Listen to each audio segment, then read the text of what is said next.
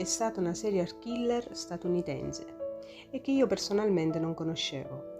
Ho scoperto la sua storia dopo aver visto la terza stagione della serie di American Horror Story, che se non avete visto vi consiglio. Le atrocità commesse da questa donna sono qualcosa di agghiacciante e sono andata ad approfondire e ora vi racconto la sua storia.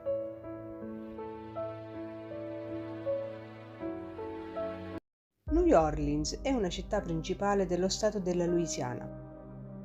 È ben nota per la sua architettura stile francese. Il nucleo storico infatti della città è il quartiere francese, sede di bar, locali e ristoranti. Nota anche per i teatri, la musica, soprattutto jazz, per la cucina e per il suo pittoresco carnevale.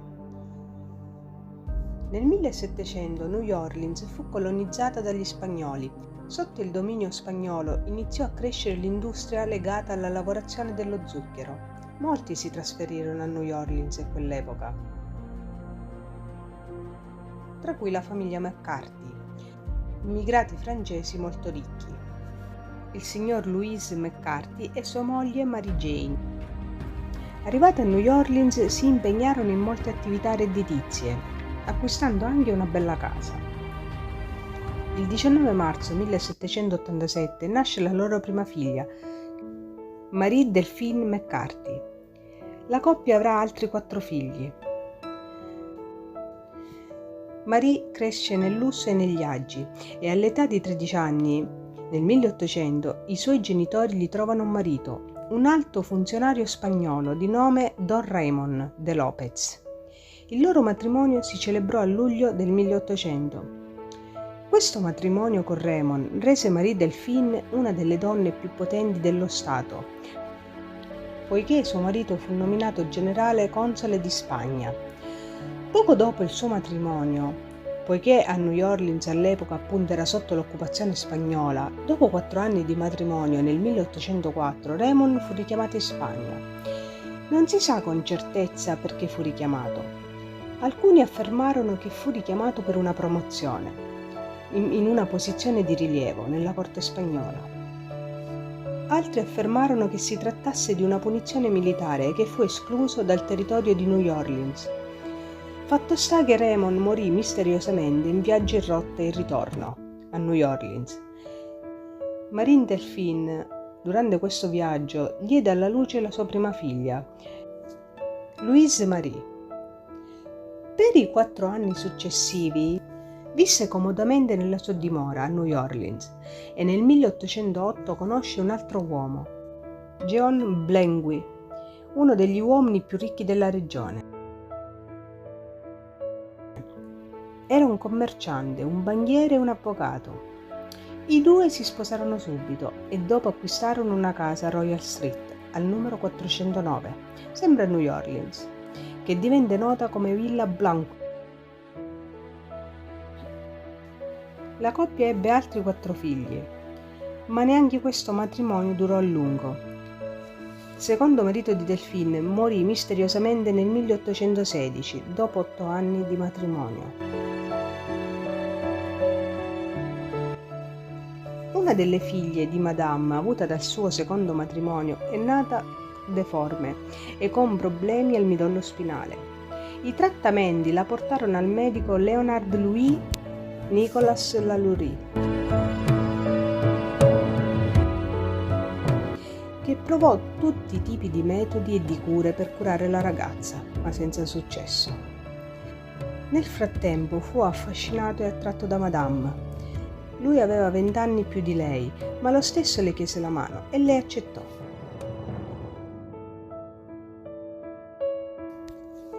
La coppia si sposò nel 1825.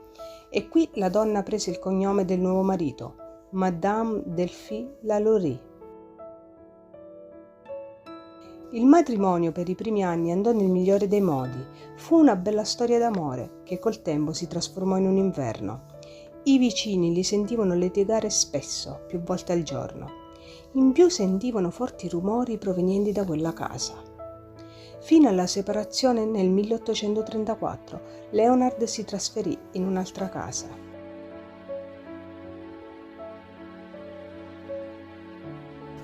A seconda delle fonti, il fallimento di 3 matrimoni guidarono alla follia Madame Lalaurie.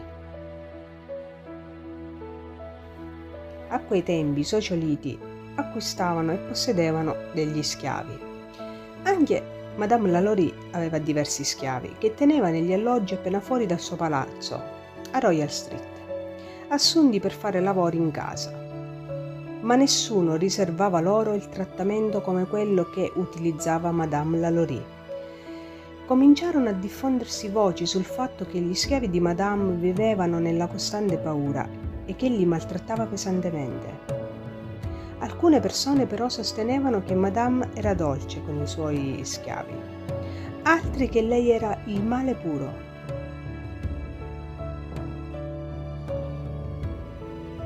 Il 10 aprile 1884 scoppiò un incendio nella villa di Madame Lalaurie, che era partito dalla cucina.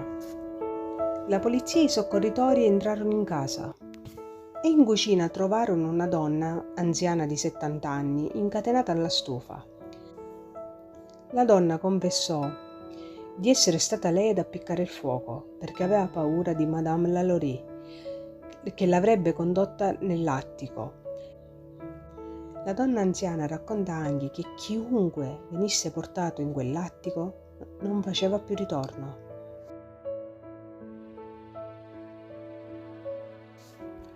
Nel mentre il fuoco alla villa di Madame non cessava, gli astanti cercarono di intervenire, ma lei si rifiutava di farli entrare. Ma la folla, presa dall'ansia, irruppe in casa di Madame.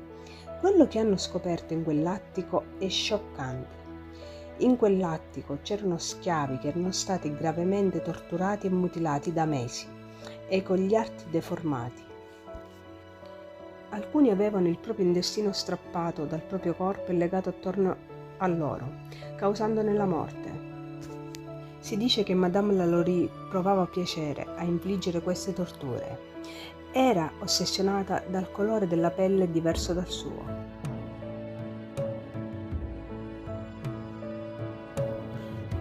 Dopo la scoperta di tutte le atrocità di Madame Lalaurie, una folla selvaggia eruppe in casa di Madame e distrusse tutto quello che il fuoco non aveva distrutto. Gli schiavi sopravvissuti furono portati alla stazione di polizia locale, riportando tutte le atrocità vissute in quella casa. Alcuni si buttavano anche dal palazzo per non finire in quell'attico. Quando tutto finì, il palazzo era in rovina. Tutto era stato distrutto e dopo l'incendio Madame Lalaurie scomparve.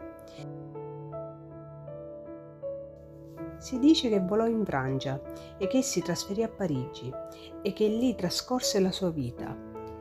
E che il 7 dicembre 1842 Madame morì, non si sa come sia morta.